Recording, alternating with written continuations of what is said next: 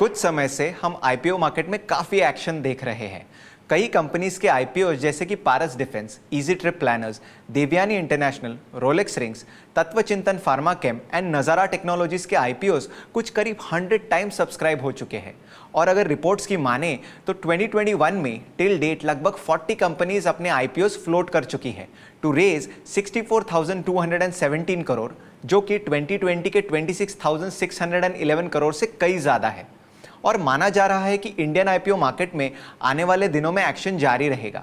लेकिन इसके बावजूद कई लोगों को आईपीओ के अलॉटमेंट प्रोसेस की जानकारी नहीं होती और इस वजह से वो अपॉर्चुनिटीज़ को मिस करते हैं। हाय एवरीवन, मैं हूं पीयूष।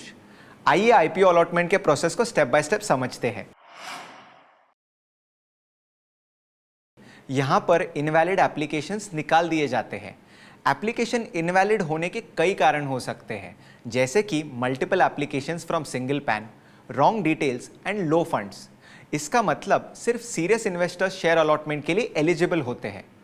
किसी भी कंपनी के दो कैटेगरीज हैं फॉर अलॉटमेंट प्रोसेस। पहला सिनेरियो है कि total successful bids is less than और equal to the number of shares offered by the company. नहीं समझे ना?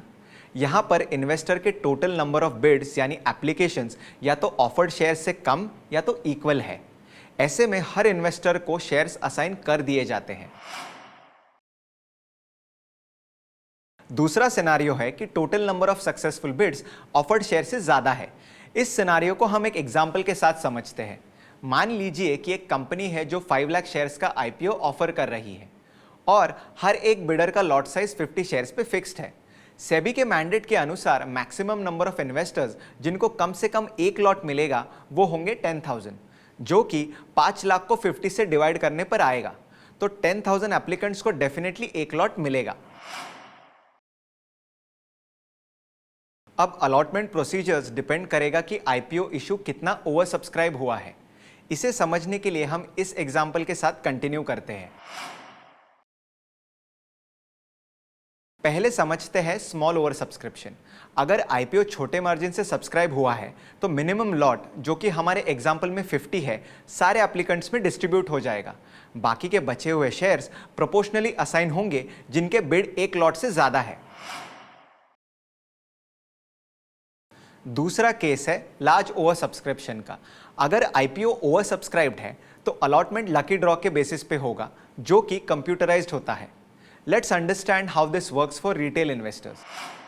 The Computer Age Management Services IPO 46.99 times subscribe हुआ था।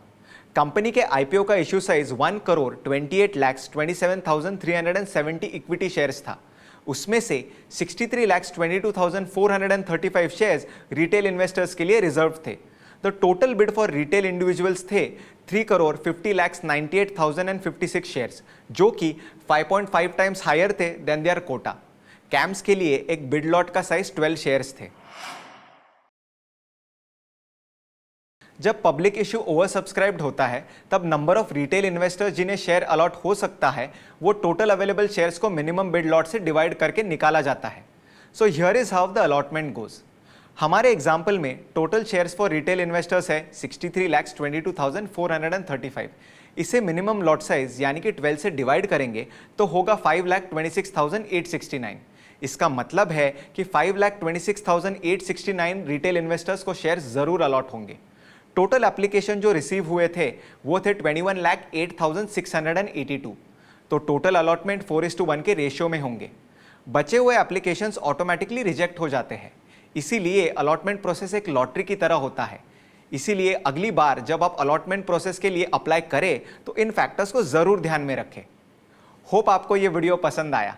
इसे अपने फ्रेंड्स के साथ शेयर कीजिए and do not forget to subscribe to Upstox YouTube channel for more such content.